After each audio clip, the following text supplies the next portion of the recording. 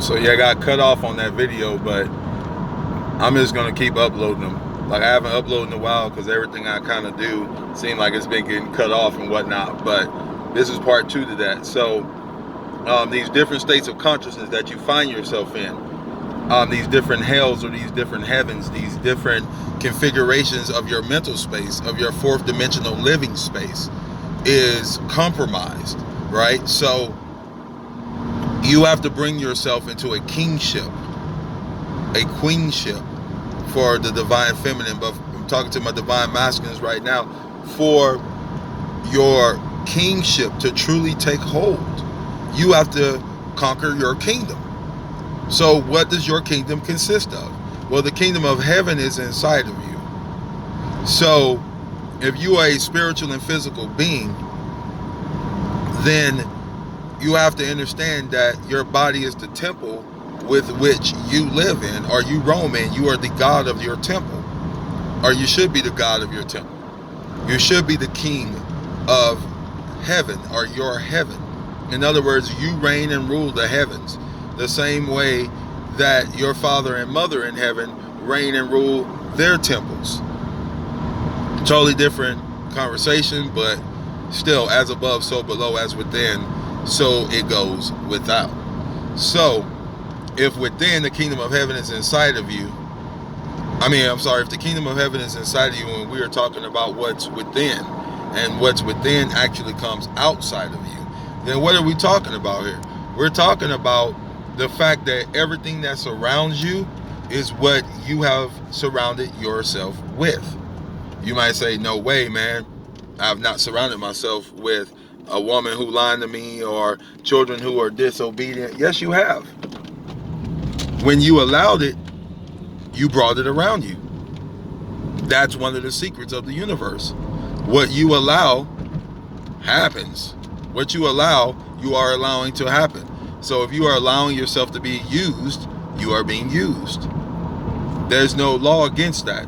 You may want retribution, but religion has warped your mind into thinking that the retribution is going to come later. Not if it's according to the universal principles. That is a lie. That is a different vibration. Just like the word lie comes from the word liar. What's a liar? It's a musical instrument. So if a vibration is being played that is soothing you or is putting you to sleep, it is confusing you, or is bringing you into a state of consciousness that you cannot stand under. So therefore you say, I understand. In other words, I allow it because I'm standing under this frequency, under this vibration, under this command. So for my divine masculines, you have to build your kingdom up. You do that by cleaning the temple. This is where you get Yahusha going in and turning over the tables. Or some people may call him Jesus, but he goes into the temple and he turns over the table. He says, in my father's house, it will not, or I'm sorry, in my father's house, it won't be a den of thieves. And I know some people don't flow with the Bible, but what you got to understand is that those scriptures were taken, and the divine DNA within you awakens when you hear these things. You may know some of them are not true, and you don't resonate with it, and you say, I don't resonate with that, I don't believe that. In other words, I'm not being that lie, right? So you walk away from it, or you start doing some research on it, and you come to find out that, things are a lot deeper than what you thought. So back on point, when you are coming to the realization that your kingdom is under attack and being under attack, because your enemy walks around like a roaring lion, seeing whom it can devour. And if it can devour you, it will, because you are the energetic food from which it eats. So the temple, you can have the physical temple that needs to be cleansed out, may have parasitic forms in it, may not be able to hold your weight up, may be sick because you have a parasitic form in your physical 3D temple. Well, that's the same thing that can happen that can happen to your light body. Your light body can have parasitic forms leeching off of it. So if you're not ruling your kingdom, then you're not standing as a king. So therefore you can't call yourself a king. If you can't control what goes on with the temple, you can't call yourself a king. In other words, if you can't control the nature, the physical nature that you are born with,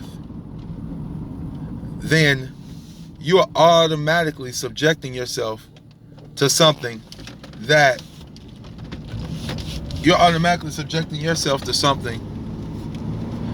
you ain't even ready for, you ain't even aware of, because you've allowed the doors of the temple to be open. And this is why it requires emotional intellect. This is the first step to running your kingdom, to cleaning out your temple, is to become emotionally aware and a intellectual guru when it comes to your emotions.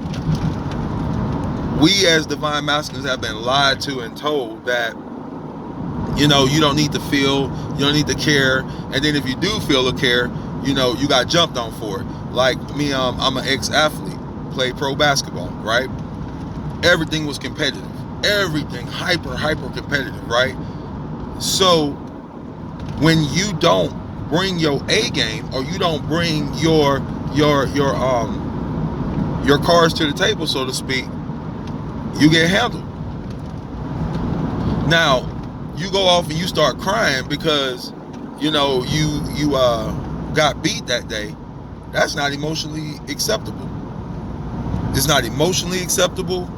It's not socially acceptable.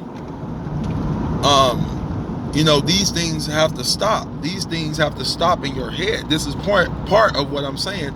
You're not running your kingdom, but yet you're a king.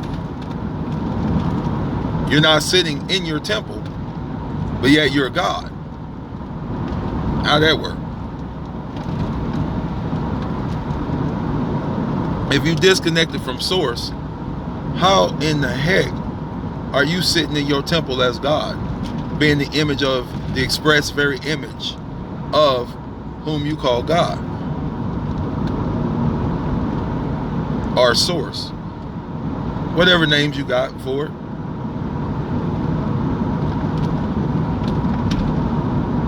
Emotionally sound is a requirement, or emotional soundness is a requirement for moving into the next paradigm of existence. If you can't control your emotions, if you don't have any idea of what your emotions are speaking to you, then you don't understand the times. You don't understand the energy that has been set in motion, or emotions. This energy that has been set in motion is from the logos, or the word, or the Christ consciousness. So if you're dealing with the Christ consciousness, like I mentioned before, then you understand. Therefore, you stand outwardly with the logos that is being written on the hearts, on the energetic forms of all of humanity. So now is the time to become emotionally aware, or I should say, you should become aware of your emotions, aware of what makes you mad, aware of what makes you sad, what makes you happy, what makes your buttons tick, what turns you on, what turns you off. Don't lie to yourself. Don't play a different vibration other than truth. I mean, this is what's needed. This is how you fight your shadow as a man. You have to stand up and look in the mirror and be who you are. If you a low down dirty dog, admit who you are. Why lie about it? Why lie about it? People in the closet, why lie about it? Why would you want to deceive somebody? That shows that you're not living in any truth. How can you live in truth when you lying to everybody else? You have to live, L-I-V-E, in the lie. Lie.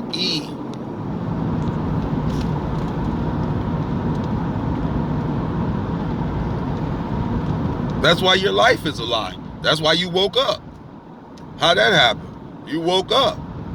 Why? Because the life you were living was a lie. That's why, some people got mad at me when I said black lives don't matter, white lives don't matter, no lives matter. Because your life can change in a blink of an eye. Your life can be over in the blink of an eye. Your life can be rewritten in your blink of an eye. That's truth.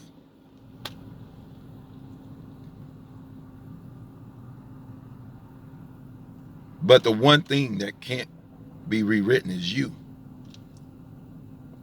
You have to take control of you, which the U stands for the universe. The U stands for the universe in you.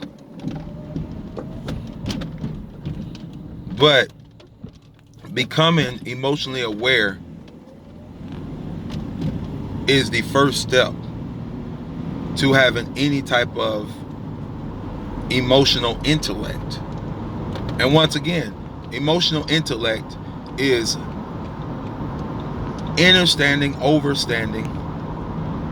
understanding your emotions, why you have them, why they are there, why they are needed. You can't connect to the divine feminine, to the mother, if you don't have it. This was an all-out plot, trust me, to disconnect the male human from their mother, from the feminine energy, the universal feminine energy. So if you are not connected with that feminine energy, you cannot mirror it. You live in a place that has light. In other words, everything is reflected. So you have to reflect the woman. They have done this on purpose. They make everything homophobic. Everything has to be politically correct. Or if you say this, you're homophobic. Man, they did that on purpose to disconnect you from your feminine side. From your feminine side. So you can't stand in that true power. Being in balance with your feminine and masculine side. That's why you have testosterone and estrogen in you. These are the sacred secretions, the sacred fluids that pulls down the etheric energy. So they've disconnected the man from the feminine side, from the loving, caring side. Started off, if you've been circumcised, when you were circumcised, automatically you were disconnected. A part of something that you came in this world with is gone, and you can't replace it. It covered I don't want to say, but anyway, it covered the penis. So from the time you were born as a man, you have been grabbing on yourself in your private area. Why? Because that's a very sensitive area. They made you a sex hound, man. I mean, I can't say it no different than that. Cutting the tip off, the skin off the tip of a penis and exposing one of the most sensitive areas to a pamper or to underwear, dun-dun-duns, you know what I mean? You got your Supermans on. And I remember getting in trouble. You know, so many young boys, we remember this. Your mama yelling at you, leave it alone, stop messing with it. You learn to ignore this thing. And then once it gets aroused, man, you full speed ahead. You have to learn how to control this. I'm not saying it's right, but I'm telling you that what has happened to you has literally made you think with the little head instead of the head on your shoulders. So you have to get out of your root chakra. You have to raise that energy up to be able to see out of your mind's eye or your pineal gland. Interesting how that sounds the same. Pineal. Pineal, pineal, penis, pinus. Y'all get what I'm saying. But they want to make you homophobic. They want to make you scared to have these conversations. You know, a king can walk with another king in respect for each other. How can two walk unless they're in agreement? See, when a man is in control of his kingdom, he gets respect. When another man's in control of his kingdom, he gets respect. This is the true kingdom. These are the true things that are meant to bring you into a different state of reality. You know what I mean?